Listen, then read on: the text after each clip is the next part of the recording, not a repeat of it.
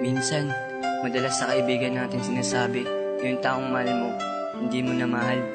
Pero yung totoo, nagpapanggap ka lang kasi pretender ka. Dahil rin siguro sa ayaw mong makita niya na nasasaktan ka. Hirap, no? Kaya sa lahat ng mga pretender, Pakinggan nyo to. Nagawa kong iwan ka kasi nasaktan na ako. Kaya kung wala ka, oo, kaya ko kasi alam ko marami ako sa iyong papalit. Pero tanong ko, meron pa ba sa iyong hihigit? Teka saglit, shit puta si JEB pa ba? Di lang ikaw babae sa mundo. O alam mo na nang may nakita kang kasama ko. Tanong mo, sino yan? GF ko. Mahal mo na? Oo shit, lagitan. Sabay text ka sa'kin na stay strong and good luck. Gusto kong i-replay na pass is pass, welcome back. Kasi gusto ng isip ko nalimutin na kita. Pero sigaw ng puso ko, sana bumalik ka na. Kasi alam mo ba, mismo nga ako niloko ko. Sinasabing mahal ko siya pero ikaw ang mahal ko. Kaya paano ko masasabi na di na kita mahal sa mga pretender? Wala, mapagpanggap talaga. Mahal pa rin kita. Kung nakita lang tayo, tanging sasabihin ko na hindi na ikaw ang nilalaman na puso at damdamin ko.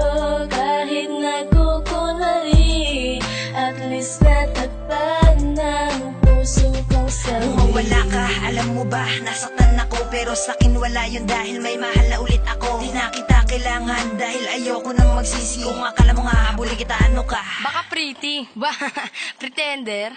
Di twin, ganito talaga yun eh. Baby, I just wanna told you that I want you to come back. Dahil alam mo ba, ang puso ko ay naghihirap na magpanggap. Kahit sabihing marami pa diyang iba, di ko kayang ipagpalit ka dahil ikaw lang talaga. Pero wala akong magagawa kung may mahal ka ng iba. Syempre no choice ako kung di tanggapin, di ba?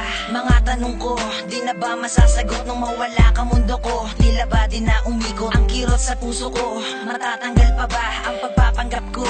Magtatagal pa ba? Kaya sa mga pretender at sa mga bitter, mag-ingat sa mga babaeng puso ay heartbreaker. Kung nakita lang tayo, tanging sasabihin ko na hindi na ikaw ang nilalaman na puso at damdamin ko.